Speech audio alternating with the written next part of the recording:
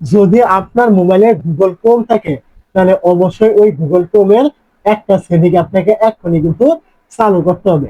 যদি আপনি ওইটা চালু না করেন তাহলে আপনি যে কোনো সময় কিন্তু বিপদে পড়তে পারেন। তো সেটিংটা পাওয়ার জন্য আপনি কি করবেন, প্রথমে চলে আসবেন গুগল ক্রোম এইখানে।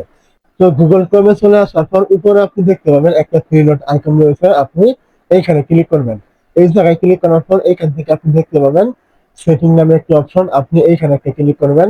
এই জায়গায় ক্লিক করার পর এখান থেকে একটু নিচের দিকে আসবেন। তারপর এখান থেকে দেখবেন প্রাইভেসি এন্ড সেফটি, আপনি এইখানে ক্লিক করবেন। এই জায়গায় ক্লিক করার পর আপনি কি করবেন, এইখান থেকে একটু নিচের দিকে আসবে।